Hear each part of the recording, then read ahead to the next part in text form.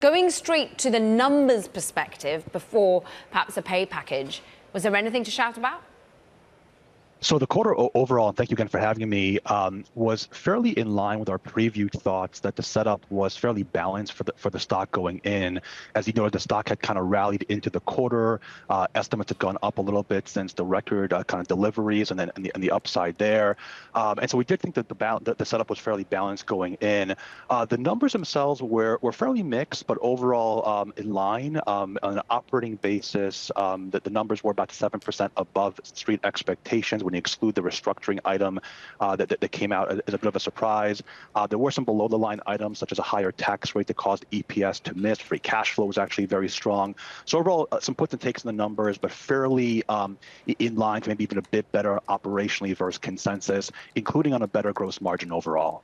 Okay, so that gross margin and actually the cash that's still coming into the business, is that enough to really drive forward on basically the now focus of Elon Musk and Tesla more broadly, which is AI, which is robotics, which is autonomous?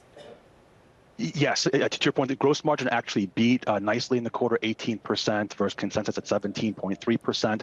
OpEx was actually higher, including for SG&A. So you're seeing the company making still substantial investments in future growth, including, of course, AI.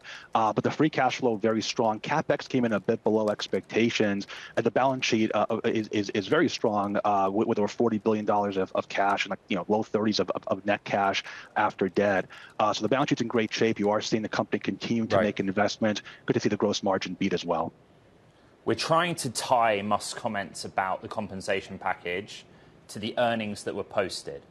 And the way that I look at it is that the board has set him over 10 years, both operational and financial goals. 20 million vehicles over 10 years.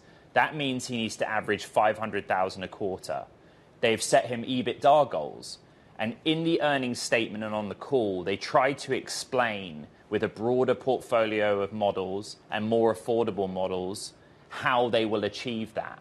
Did they answer those questions? Yes, I think when we looked at the CEO compensation proposal when it came out, we were actually very encouraged. A lot of analysts have views over what Tesla should do, where they should be investing, and what the future will hold. We've been very bullish on autonomy, not only for the robo-taxi vertical, but also for what we call the consumer AV vertical, the FSD vertical. And we thought the product goals, the four of them kind of laid out in the compensation proposal, were very aligned with our kind of long-term thesis of where Tesla should be investing and what they should do, particularly around the FSD part of it, given how disruptive that could be. And we thought the company's comments last night on the call were supportive of that, including kind of making the point that as they launch these incremental FSD features, that could accrue very nicely to EV demand and kind of address that issue as well. So those goals seem very aligned with our thesis. It actually turned us more bullish on the stock kind of long term when we read those proposals. Itay, this morning, the New York State Comptroller joined us on Bloomberg Surveillance. Listen to his take on why they voted no on the comp package. When you see the excessive compensation package, I mean, credit to Mr. Musk, he's already one of the richest men in the world. How much more rich does one person have to be?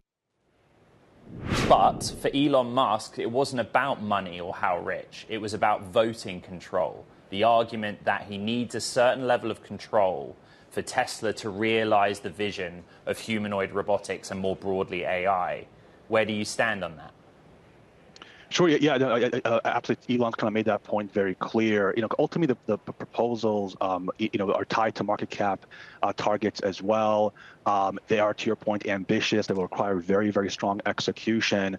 But once they're delivered, if they're delivered, there's a substantial amount of upside to EBITDA longer term, as we see it, and would give Tesla a very significant competitive positioning as well. So given the amount of execution it needs to take there, I totally kind of understand management and the point around this. And again, those goals very well align with what we think Tesla should focus on over the next 5+ years. And so, we felt pretty good about the overall game plan for where to invest, where to focus on, and we felt those goals for us were positive in the scheme of where we see the company going.